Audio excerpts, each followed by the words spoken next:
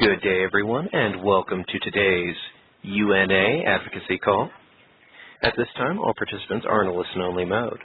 Later, you'll have the opportunity to ask questions during the question and answer session. You may register to ask a question at any time by pressing the star and 1 on your telephone keypad.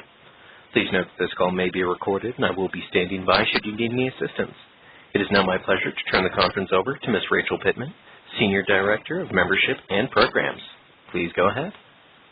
Thank you. And thank you, everyone, for taking the time out of your busy schedules to participate in UNA's nationwide call on protecting women's health and rights worldwide. As you know from the many UNA advocacy alerts and requests for in-district meetings, the UN budget is under threat, and we need for UNA members to act by reaching out to Congress and ask that they fully fund our UN regular budget and peacekeeping dues, support the UN's refugee agency, and help the UN achieve the 17 global goals for sustainable development. However, executive orders by the Trump administration and this week's news of major budget cuts for agencies like the State Department that support foreign aid calls for us to learn more about how those orders will affect the issues that many UNA members advocate for above and beyond, like quality education, climate action, and gender equality. So tonight, I would like to introduce you to Robin Russell, who is Deputy Director of the Universal Access Project at the UN Foundation. She will outline actions by the new administration and Congress that will severely jeopardize international family planning and reproductive health programs. Robin, thank you so much for joining us this evening, and I turn the call over to you. Great. Well, thank you, Rachel. And again, thanks to everybody on the call for taking time out of your evening to call in and learn a little bit more about this. So I want to go through 4 main things today, and I won't talk for too long. I'll pause after the first 2, and we can take questions then, and then we'll wrap up. So what I'd like to talk about is just the current state of play with international family planning and reproductive health and the U.S.'s role and the UN's role in that. And then secondly, I'm going to go through 3 key actions, 2 of which that have already happened so far in 2017 and 1 which we're anticipating. Third, I want to talk very quickly about the United Nations Population Fund, which is the largest UN agency providing international family planning and reproductive health services globally. And then fourth, I'll talk about what you can do for actions that folks on this call can potentially take if you want to activate around this issue. So just very quickly, current state of play. 225 million girls and women currently want to plan their next pregnancy and are not using an effective modern contraceptive method. So this is a huge unmet need. And what that leads to in terms of health is 300,000 women die from preventable pregnancy-related complications every year. That's 800 a day. And many of these deaths could be averted if women and girls had access to family planning and they could delay their first pregnancy, they could space their pregnancies in order to recover in between and choose their family size. We know that filling the unmet needs for family planning and providing quality maternity care could reduce maternal deaths by 2/3 and newborn deaths by 3/4. So huge impact on maternal mortality, huge impact on newborn mortality.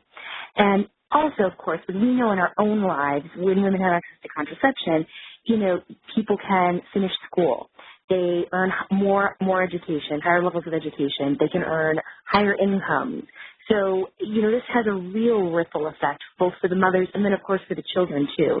Because when parents can plan their families and the number of children that they have, they tend to be able to have more resources to invest in those kids to ensure that they get nutritious food, they can grow properly, they can go to school. And it starts this real virtuous cycle, helping families lift really out of poverty and into empowerment. The reason the U.S. plays such a critical role in this and the UN is the U.S. is the largest government funder of international family planning programs and reproductive health programs around the world. In the FY16 budget, we provided just over $600 million, $607.5 million for international family planning and reproductive health programs. Included in that amount was $32.5 million to the United Nations Population Fund We are the fourth largest contributor to the United Nations Population Fund, or UNFPA, the acronym that's used for it. And UNFPA is the largest multilateral provider of international family planning and reproductive health services. And I should say, and we'll get into this a little bit more when I talk about what has happened so far in 2017, but under current U.S. law, when we say reproductive health, I want to be clear because under current U.S. law, no U.S. dollars can go to pay for abortion services.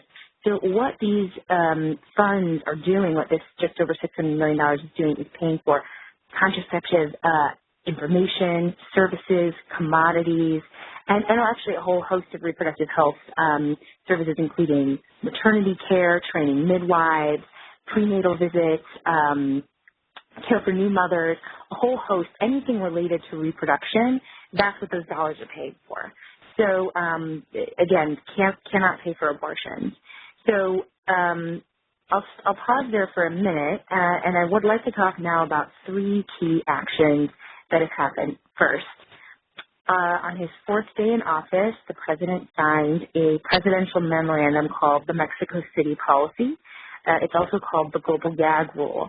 And what it does is it says that no international organization that provides, refers for, discusses, or provides abortion, even with its own separate money, can receive U.S. funds. Now, again, under current U.S. law, none of the dollars that the U.S. gives can provide abortion services.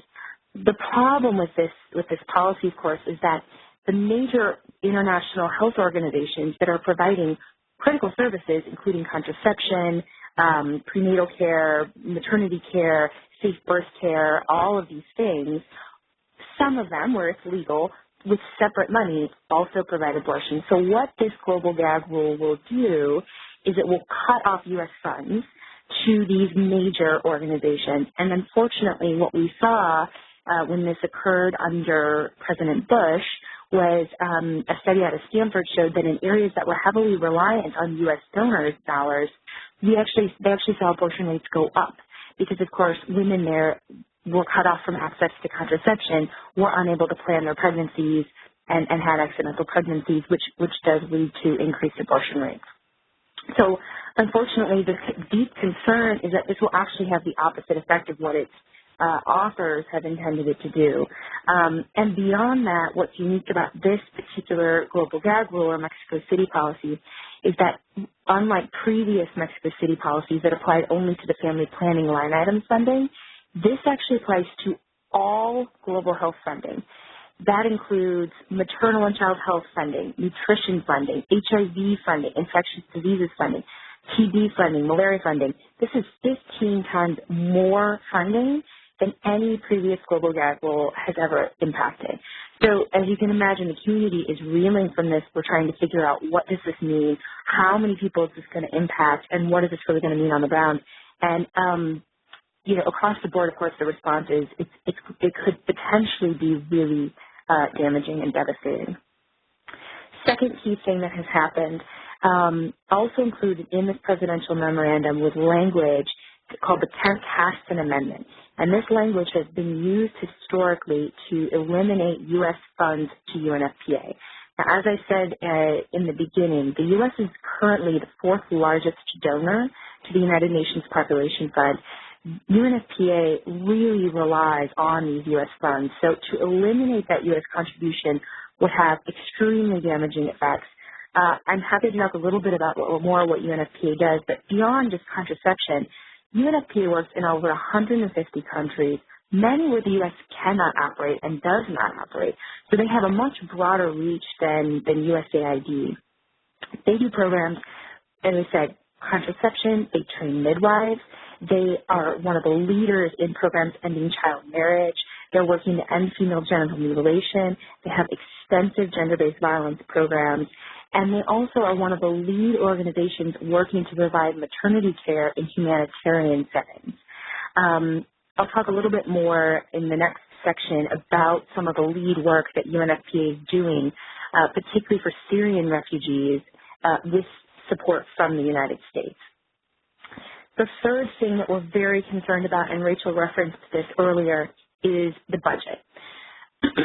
in addition to the global gag rule, which would cut off funds to certain providers, and in addition to zeroing out funds to UNFPA, we are also anticipating deep, deep cuts to the budget line item in the State and Foreign Operations Appropriations Bill that currently funds, that's that $607 million that was in the fiscal year 16 budget. Previously, conservative members of Congress in the House and in the Senate have included 25% cuts to this. Again, the U.S. is the largest funder of these programs, and there are still 225 million girls and women with an unmet need for family planning. So a cut of 25% would be devastating. And of course, as we all read today in the paper, what we're hearing is that the budget being put forward by the president would increase defense spending, which would, of course, mean those cuts would have to come from somewhere to offset those increases. And the cuts could be even deeper to foreign affairs. What we're hearing is that the foreign affairs budget will bear the brunt of these cuts anywhere from 30% upwards potentially. And unfortunately, because family planning and reproductive health programs have been in the crosshairs of this administration, we have reason to believe that that particular line item would probably be cut even more severely. So I'll go to my third point, and then I'll pause for questions before we talk about what you all can potentially do. And I just want to say a few quick things about the United Nations Population Fund. I know everyone on this call cares very deeply about the United Nations. So as I said in the start, UNFPA is the largest multilateral provider of international reproductive health and family planning programs. There is a misconception out there perpetuated by a number of members of Congress, unfortunately, that UNFPA participates in abortion and coercive measures. It should be made clear, UNFPA does not provide abortions. It's not in their mandate. And the U.S. actually sits on the executive board of UNFPA. The U.S. government approves all of UNFPA's spending, has to review all of their programs, and again, abortion just simply is not in their mandate. So they don't do it. They've said on multiple occasions, they've issued statements clarifying what they do and what they don't do. And then I want to speak very quickly about China because I think that this issue will come up. Many of you may already be familiar with this, but as you know, China and China's work was one of the key sticking points and one of the main reasons that previous Republican administrations zeroed out U.S. funds to UNFPA. The argument went like this. Because China has a one-child policy and does participate in coercive practices and forced sterilizations, including sex-selective abortion, that because UNFPA was working in the country, they were somehow complicit in these forced abortions and sterilizations. This determination was made by Colin Powell over 10 years ago now. And first of all, a blue ribbon panel went to China during the Bush administration with 3 independent individuals from the Bush administration. They found no wrongdoing. They found that UNFPA was not participating in any coercive practices or forced sterilizations, and they recommended that U.S. funds be released to UNFPA. Unfortunately, a decision was made at the State Department to overrule this independent panel's recommendations. Fast forward to today, not only was UNFPA not participating in this back then, but UNFPA actually is playing an incredibly important role in China, working with the government to recognize the issues of sex-selective abortion and the fact that it has caused skewed sex ratios in China, again, as I'm sure folks on this call have been following. China is now looking for ways to reduce the imbalance in their population, and UNFPA, of course, is saying, well, we know what works. It's valuing girls, right? It's gender equality. It's making sure that that families know. It's, of course, getting rid of the quotas, and it's also pushing for gender equality. And it turns out UNFPA is really an expert at doing this, has done this in countries around the world, and can really be, I think, a valuable voice in pushing China to move toward policies that respect human rights, that are voluntary, free from coercion, and of course, promote gender equality. So I think having UNFPA have a seat at the table in China and be there to push for these reforms is precisely why they should continue to operate in the country, and that there's really no legitimate reason for the U.S. to cut off funds to China. And lastly, I'll just say quickly 2 examples of UNFPA's incredible humanitarian work that is being funded by the U.S. and that would be cut off if the U.S. were to eliminate funds to UNFPA. UNFPA runs the main maternity ward for Syrian refugees in Jordan. It's called the Zatri Camp. And in the time that they've been running it, they have delivered over 7,000 babies without a single maternal death. This is really unheard of, even in a developed world setting. It's a huge testament to their ability and their commitment to maternal health and to reducing maternal mortality. The U.S. funds half of all of these services at the Zatri refugee camp at this clinic that UNFPA runs there. The other example I want to provide quickly is UNFPA is running a program for providing sexual assault services to Yazidi women who have been victims of sexual violence by ISIS in Iraq. And this particular clinic is completely run with 100% U.S. funds. So again, it's the only one that treats these survivors in this region, in Iraq, and if U.S. funds were cut off, this would be cut off. So I'll stop there for a minute. I think there's a lot on the line. I'm looking forward to taking questions. And again, have 4 things that folks on this call can do to take action. So I'll stop there. Great. Robin, thank you so much. And operator, I'd like to open the lines for people to ask questions if you can remind them how to do so. Of course. If you'd like to ask a question on the call today, please press the star and 1 keys on your touch-tone telephone. You may, of course, withdraw your question at any time by pressing the pound key. Once again, to ask a question today, please press the star and 1 on your telephone keypad. And we'll take our first question from Jane Roberts. Your line is open. Yeah, hi, Robin. I'm Jane Roberts of 34 Million Friends of UNFPA. You and I have talked to each other a little bit recently. I'm interested in what you think would be the timing of the actual defunding of UNFPA. In other words, when it would be announced, such as when Colin Powell announced it in 2002. It really counts for what I think both Friends of UNFPA and 34 Million Friends can do to counter this. Great. Thank you for that excellent question. So, as I said, pen-casting language was included in the presidential memorandum that was issued 4 days into the presidency.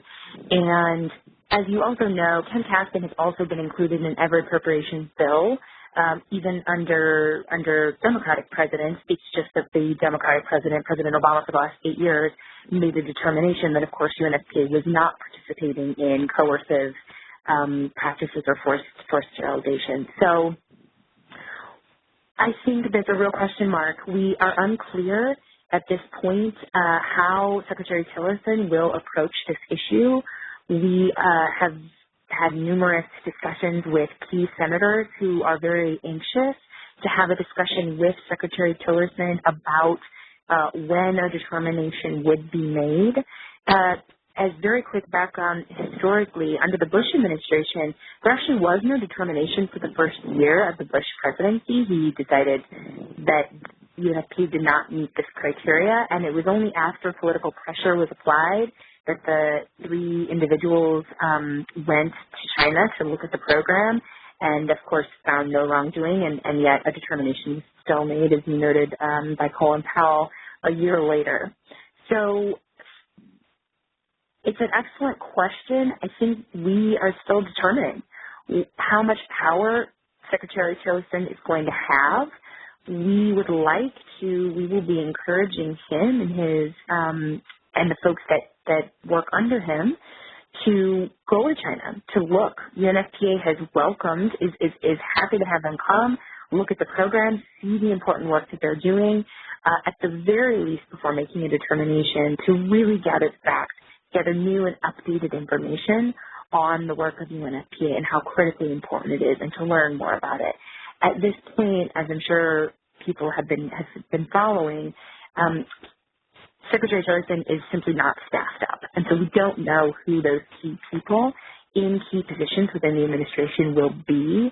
And so we're in a little bit of a holding pattern until he gets staffed up and his staff are in place so that we can be having the conversations with the appropriate people about exactly how this will proceed. But I'm happy to report that there are a number of senators who are extremely concerned about this and ready to open a dialogue with him and his key staff as soon as they are more settled and ready to really dive into the issues. Thank you. Great. Next question. We'll take our next question from Kelly McClure. Your line is open.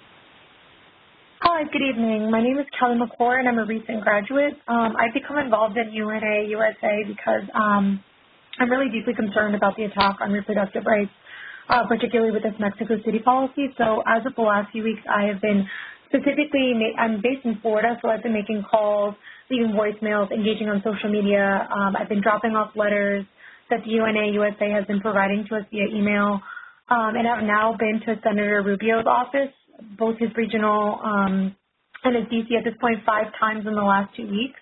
So my question to you, Ms. Russell, since you have legislative directing experience, you worked for Congressman Quigley, is what can I do just on my individual level? Because at this point, I think I've exhausted every resource to specifically reach out to Senator Rubio and Senator Bill Nelson in my region to work with them. I've also been reaching out this week to my Congresswoman Stephanie Murphy. So what, in your opinion, can I do to make sure that we maintain this funding? Well, thanks for that question. I think it's actually a perfect segue into my last piece, which I can just share quickly with you now. So I have put together a toolkit, a spokesperson toolkit that includes a whole host of talking points. Everything that I just said on this call will be in this toolkit. We are finalizing it right now, so you guys will receive it at some point this week, and you'll have it in hand to be able to move forward. And what the toolkit will outline is it will include links to learn more. Population Action International, PAI, if you just Google that, PAI.org, is really the lead organization working on the Mexico City policy. You can find all types of information. They also have a petition you can sign. They have a whole set of tweets that are really focused on that. But included in the toolkit will be links to learn more. There'll also be the thing that I'm going to suggest that you've already done is contact your member of Congress via email. You can call. You can engage them on Facebook or social media. So included in the toolkit is a sample email or phone script that you could use to email or call that talk about these issues. Also included in the toolkit are sample tweets and also included are sample Facebook posts. So all of that will be at your fingertips to pull from, use, tweak, however you want. The one additional step that you might be interested in taking, because it sounds like you've already called, met, which is incredible, by the way, and particularly useful with Senator Rubio. I'll just say quickly, Senator Rubio, as I'm sure you've read, is actually quite supportive and has been really outspoken on child marriage issues. UNFPA runs, in partnership with UNICEF, the largest child marriage program in the world. And so it's worth reiterating to him, as someone who cares very deeply about ending child marriage, that to defund UNFPA would directly undercut his efforts and something that he cares very deeply about. And I think it's difficult for us because there are a number of members, including more conservative-leaning members like Senator Rubio, who genuinely, I think, do care about girls and women and have said these things, and yet, we have to really hold them to account and say, if you do care, then you have to fund and you have to support programs that are doing the lion's share of the work in the field. So that's one just quick point on Rubio. But the other thing you could do, I think, is write a letter to the editor, really make your voice heard more broadly. I mean, you're one person, but if you can get your opinion in a local paper and then share that with his office, share it around social media, suddenly, his name is being mentioned in the paper, more people are seeing it, and they're calling to attention his support or non-support for the issue. And also included in the spokesperson toolkit will be a draft letter, a sample letter to the editor that you could, of course, tweak and make your own, but could be a framework for you to use. Thank you. And we'll take our next question from Gabby Sampson from the Pennsylvania chapter. Your line is open. Hi. My question is kind of like two parts, so I apologize for that. But the first part of it was just like, I'm 17, so I was just wondering what youth can do to reach out. I mean, I know you talked about, speaking with your local representatives and things like that, but often you don't really get a response from them. So I was just wondering if there's anything that you specifically recommended that you thought would be useful and effective. And then I guess the second part of my question is something really interesting that I've noticed is that even like in my age group, like people are regarding it as very much so a political issue. And I was wondering if you had any like hints or like tips to kind of make it more of a bipartisan issue and talk about it not necessarily in terms of politics, but just for human rights and for something that we should do because it's morally correct. Because I find whenever we kind of start talking about these issues with other people, it becomes more of a political statement than an actual discussion. Great. Well, I think to your first question, I mean, again, it's, learn more, contact your member of Congress. In-person meetings are incredibly important. If for some reason you cannot get an in-person meeting with your member of Congress or your senator, one way to maybe think about doing it would be to get a group of people together, a sort of coalition, because they're more likely to meet with a group of constituents. So maybe you could gather some of your friends or, do something through your university or do something a little bit more coordinated and organized to pack a more powerful punch. I think social media is really powerful as well, so tweeting and writing on Facebook. And again, I would encourage you to yourself write a letter to the editor. And I think, connecting the local to the global can be really powerful, especially as a young woman. This can seem really distant and far away. And some of these issues, we're very lucky in the U.S. because these are not front and center issues for us. Things like female genital mutilation, not to say it doesn't happen in the U.S., it does, and that's another story. But child marriage, on the whole, right, these are not massive problems in the U.S. Access to family planning, though, that's something everyone can relate to, including men. And so talking about what has family planning meant for you as a young woman, the ability to finish school, the ability to go to grad school if you want, the ability to become a parent when you're ready. And what does that mean for you in your life, and that this is a right that everyone around the world should have, and that it's not just the right thing to do, it's also the smart thing to do, right? That this is improves educational attainment. It increases incomes and earning potential. And of course then has a multiplier effect. When women, can plan their families and control their reproductive destinies, they're more likely to grow the economy as a whole, to grow GDP. We know this and we've seen it time and time again. Which I think really is a good segue into the second part of your question, which is how to make this nonpartisan. I have to tell you, I don't see this as a partisan issue. I know that it is, and it has been branded as that.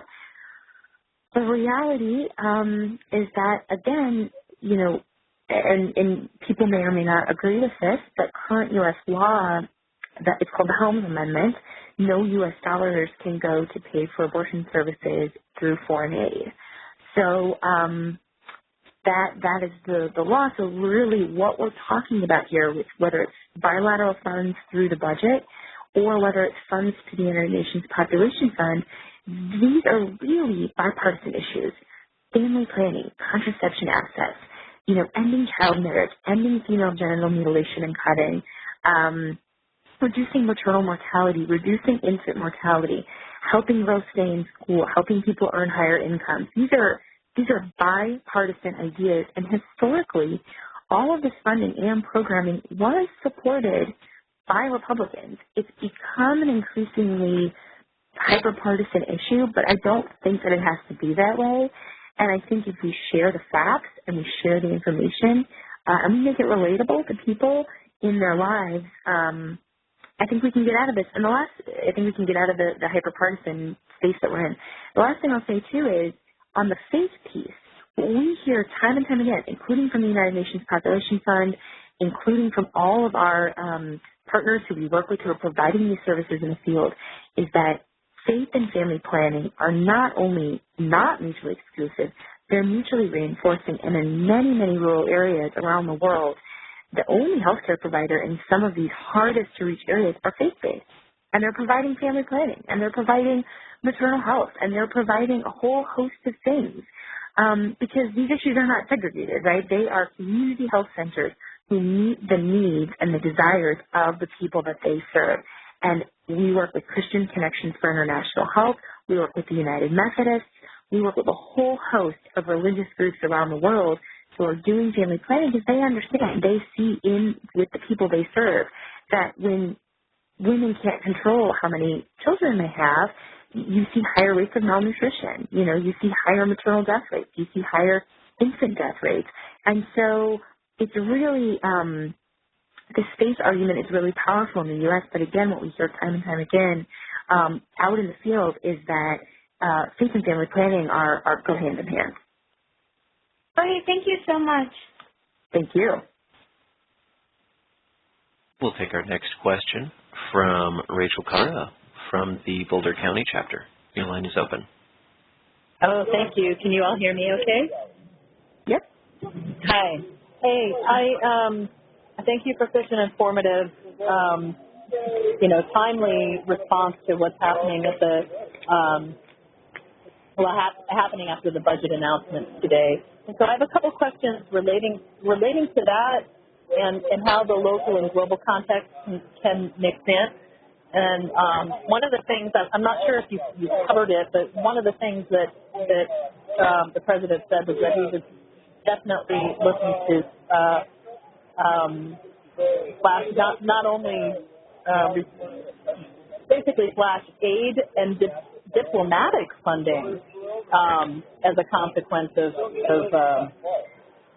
the additional expenditures in military funding. So with that, you're responding by having some higher level conversations with Secretary Tillerson. So have you already approached Ambassador Haley, and or has she approached UNFPA or the United Nations Foundation yet in her early tenure, especially on this issue? And then my second question is related to the grassroots and how they are interacting from the NGO sector globally with the new secretary and the new ambassador to the UN, if at all, to your knowledge, or how United Nations Foundation or the UNA chapters may help facilitate that. And I want to point out one specific organization that, smaller. It's not like the IPPF or the International Planned Parenthood Federation working on reproductive health, but smaller organizations with a real huge draw globally, like Population Media Center. If any of you are familiar with them, they do serialized dramas in many parts of the world. They have on reproductive health, including like operated Hulu shows in South America. And so, yeah, exactly. Okay. And they have all sorts of actions as well. So what's the role of these smaller groups in reaching the high level people that they need to reach to make the impact on the advocacy side? Thank you for that question. Yeah.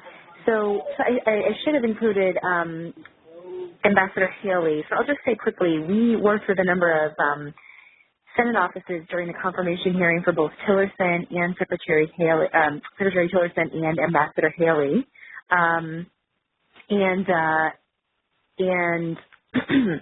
we asked them to ask questions about family planning, reproductive health, international women's health and rights, and they did. As several senators asked questions both in the hearings, in the confirmation hearings, and then also in what are called questions for the record, so they can ask follow-up questions and then get answers in writing.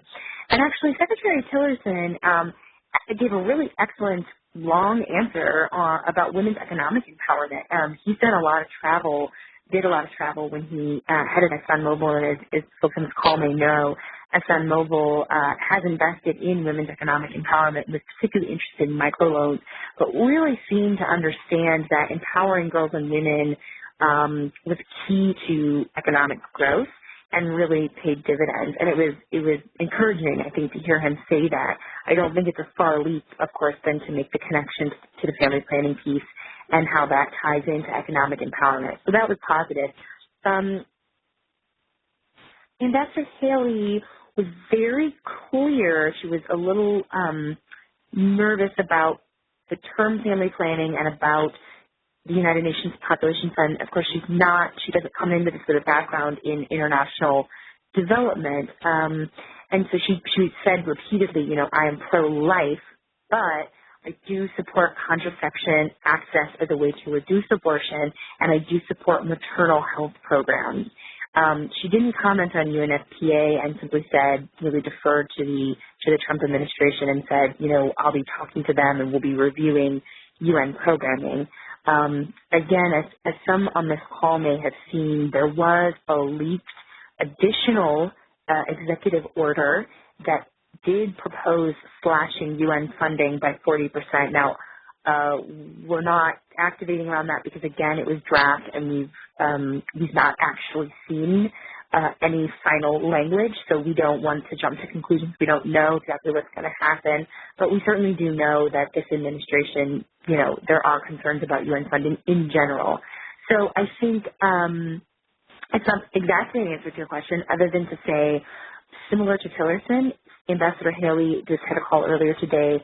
She also has not staffed up. She hired two people, one person who used to actually work for Rubio and another person who used to work for the Senate Foreign Relations Committee, but she is still very understaffed, and they're still getting their feet under them. So I think, again, on Ambassador Haley, similar to Secretary Tillerson, we want to engage with them. We want to keep an open dialogue with them, and we are waiting to see, for them to have folks in place that we can engage with.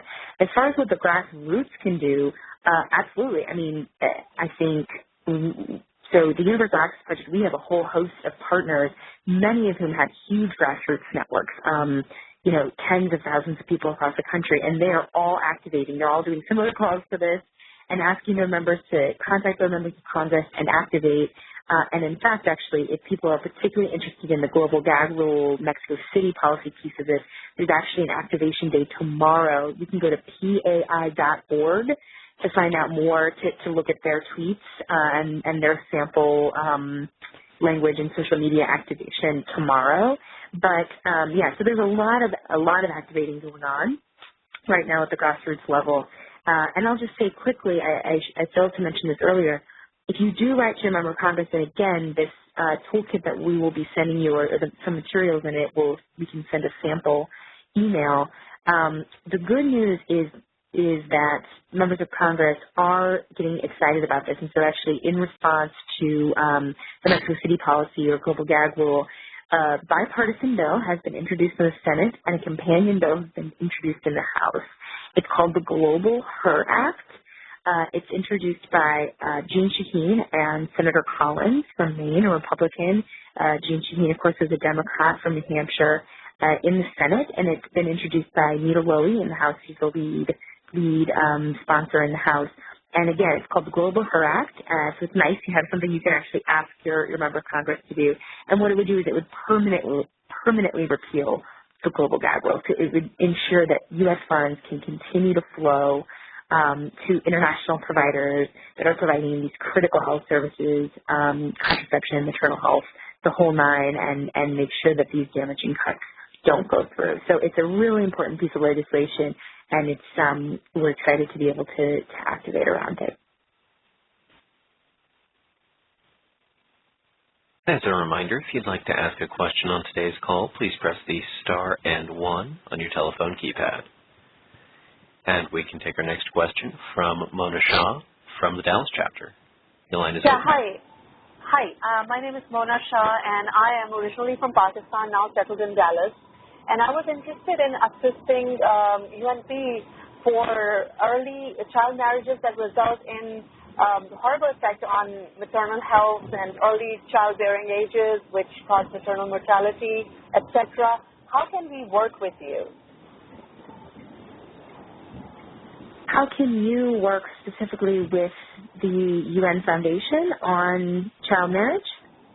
Yes, I mean, as you're discussing the international health issues, that results in international issues, and with anti-American sentiment on the rise in certain areas in Pakistan, I was just wondering how can we, the people of Pakistan, help to get this message across and help this and with this endeavor. Well, I think the same actions, but from your perspective, would be incredibly helpful. I think you should write a letter in your paper, in your local paper. Write a post on social media. Do a blog post. Write a letter. Ask for a meeting, or ask for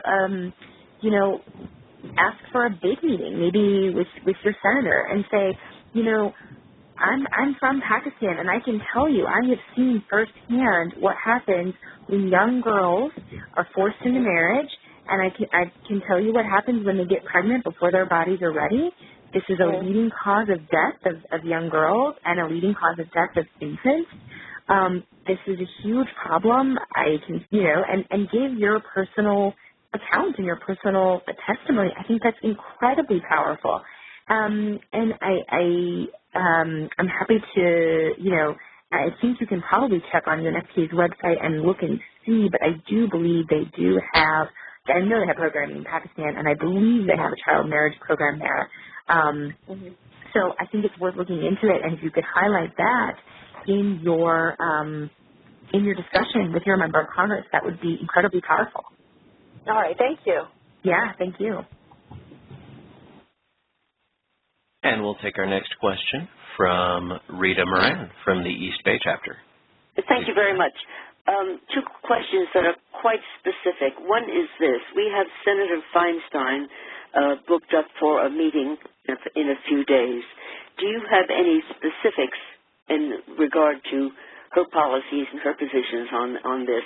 We know her general take on it, but that's not been one of her main things. And the second question is UNA USA and or UN Foundation or Better World Campaign teaming up with other of the women's health organizations that might be sending letters to Congress and to the President on this? Thank you very much. Thank you. So Senator Feinstein, as I'm sure you know, is a huge champion of gender equality and a real supporter of these issues. So I think my recommendation going into the meeting would be to thank her. I don't know off the top of my head if she has co-sponsored the Global Her Act. I can look it up, or you can easily look it up and just double check. So I would lead with a thank you, and I would ask her to speak out. I would ask her to do a floor statement. I would ask her to do an op-ed. I would ask her to take on a leadership role. You're absolutely right. She is very supportive, but she is not on the committees that oversee this. Still, I think, an op-ed in LA Times or something saying this is a special time. This is a unique time, and these things that we hold so dear are under attack, and I am with you, my constituents, in standing up for them and saying this is wrong and we won't stand for this.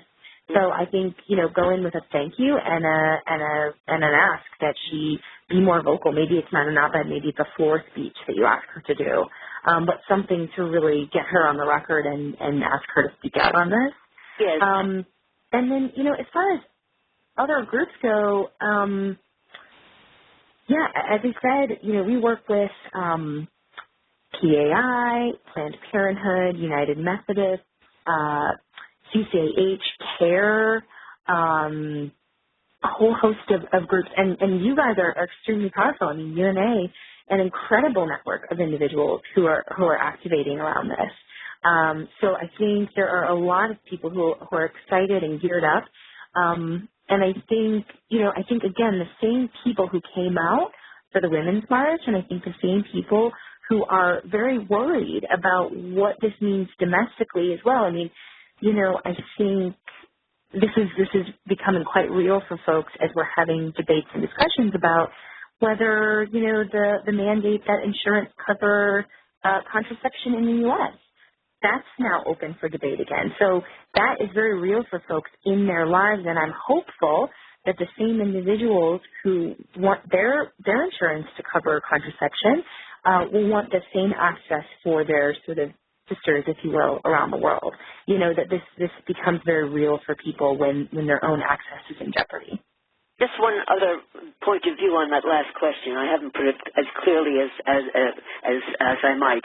If the UNA and or UNF are become aware that other women's health organizations are doing a joint letter, could UNA join it?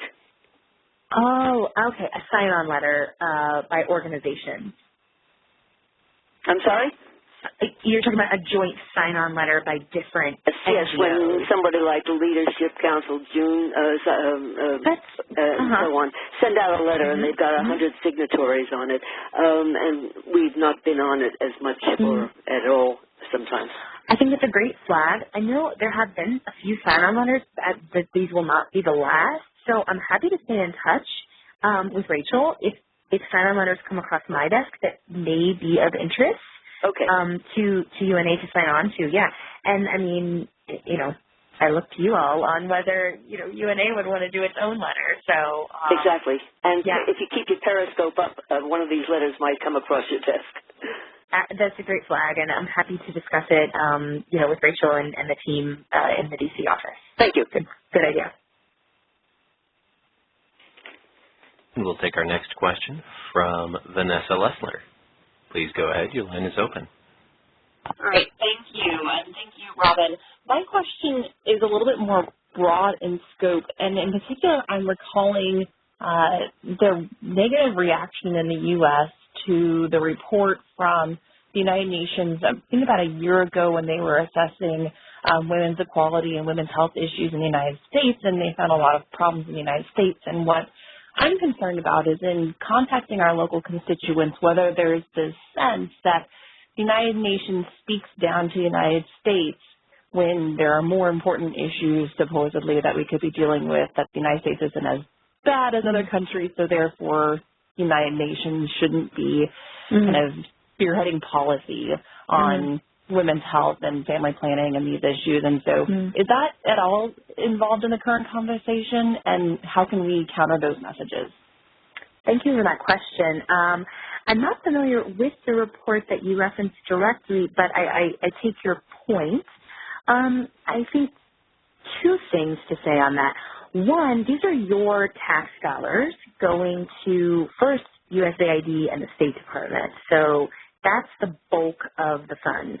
A portion of that, of course, does go to the United Nations Population Fund. But again, the U.S. sits on the executive board. So it's not the UN telling us what to do. It's us telling the UN what to do. And it's also, the UNFPA is providing critical services that, when polled, Americans on the whole overwhelmingly support. So overwhelmingly Americans support ending child marriage. Overwhelmingly Americans support ending female genital mutilation and cutting. Overwhelmingly Americans support ensuring everyone has access to contraception. So on the particular services that UNFPA is working on and providing, people overwhelmingly support it. And, again, this is a tiny, tiny, tiny amount of money for the U.S. to be spending that pays huge dividends. Again, UNFPA is operating in 150 countries, dozens of which the U.S. does not and cannot operate in. They're simply too dangerous. We don't have an office there. We don't have a presence there. And the UN has been there for many years and can operate there in a way that we simply cannot. So they really extend the reach of the U.S. and the impact of U.S. dollars. And broadly, to your point about, why should we fund that when we have a lot of challenges here? This is a fight that we're about to get into, whether it's about international women's issues and global health or just foreign aid in general. And really the argument is the U.S. spends just over 1% of its budget on foreign aid. Of that 1%, what we're talking about, this international family planning line item, is 1% of that.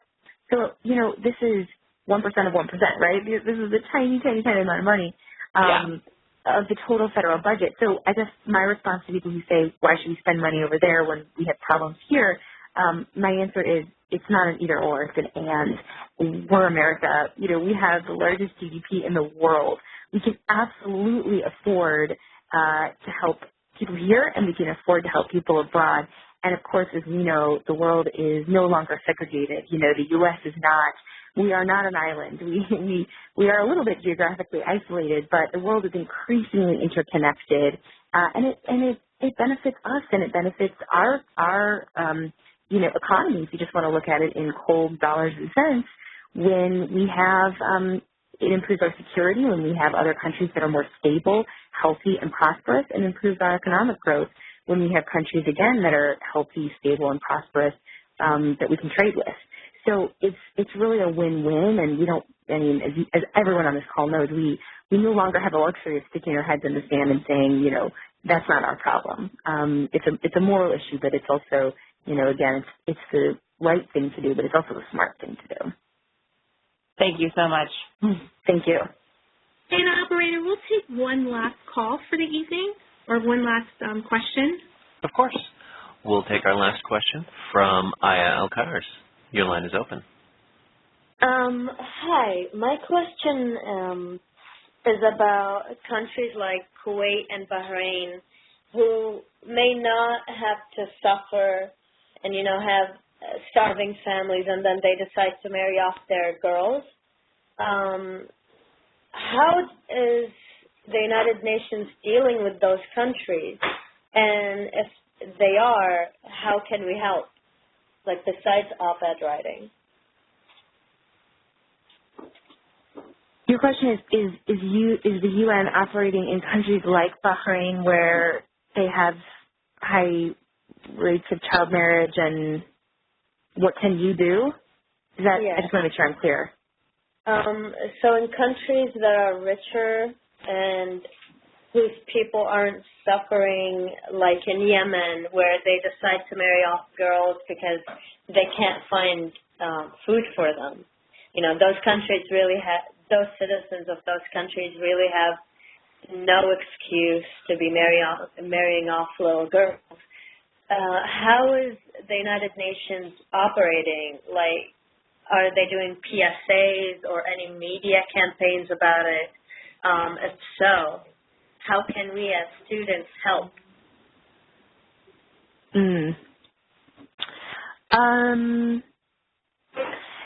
I think, yes, they are, of course. As I said, they operate in a whole host of countries, including those that are more middle income.